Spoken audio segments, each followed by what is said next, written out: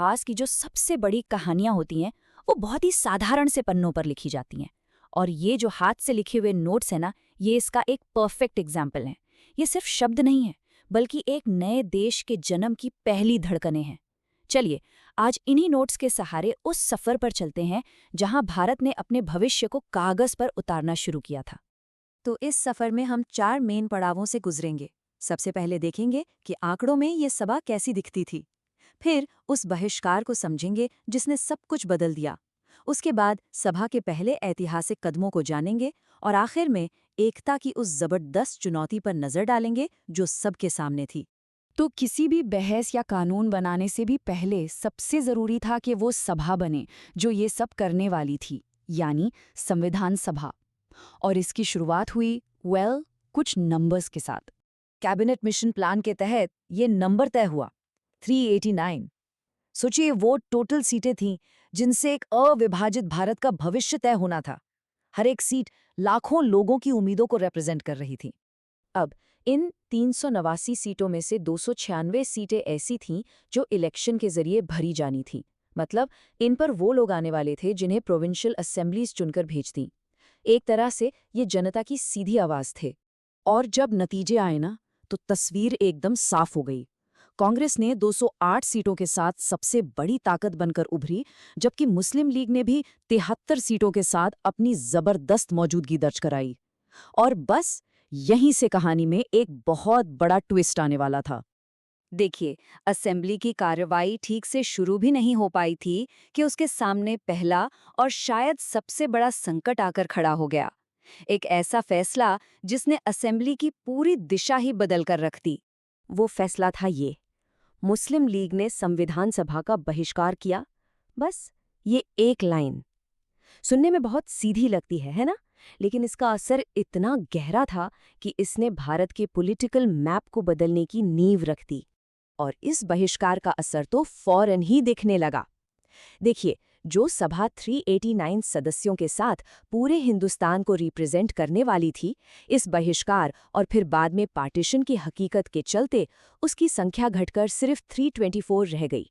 मतलब असेंबली का साइज तो छोटा हो गया, लेकिन उसका काम वो और भी ज्यादा बड़ा और मुश्किल हो गया था। तो इतनी सारी पॉलिटिकल उथल-पुथल के बीच असेंबली ने अपना काम शुरू कर दिया।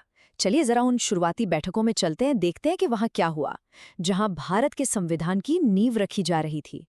और पता है, इसका सबूत हमें सीधे इन हाथ से लिखे नोट्स में मिलता है।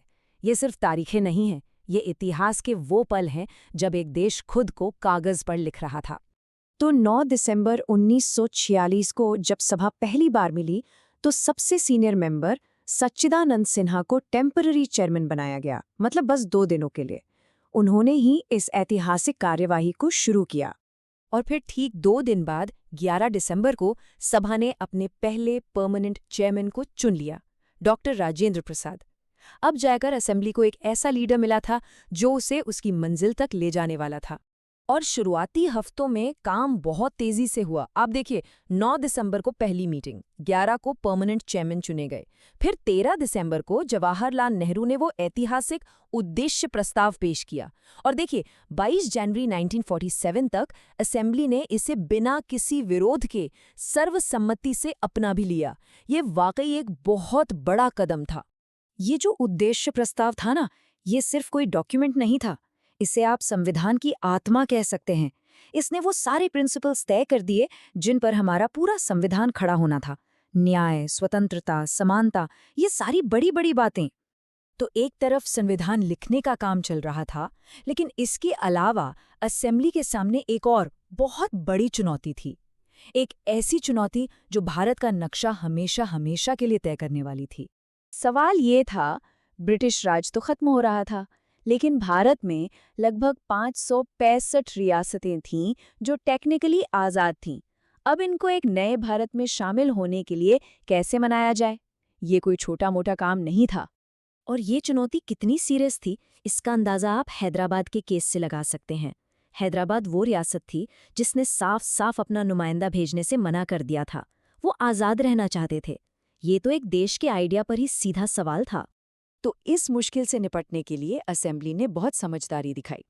उन्होंने एक वार्ता समिति बनाई जो सीधे इन रियासतों से जाकर बात करती थी। और तो और 17 मार्च 1947 को एक परामर्श शाखा भी बना दी ताकि उनके मन में जो भी सवाल हों, जो भी शंकाएं हों, उन्हें दूर किया जा सके। मतलब रास्ता जोर जबरदस्ती का नहीं बल्कि बातचीत का था।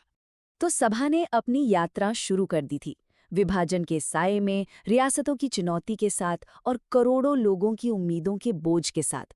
सवाल ये है कि जिस दस्तावेज की शुरुआत ही इतनी मुश्किलों भरी थी, वो आगे चलकर दुनिया के सबसे बड़े लोकतंत्र का आधार कैसे बना? इस पर सोचना वाकई जरूरी है।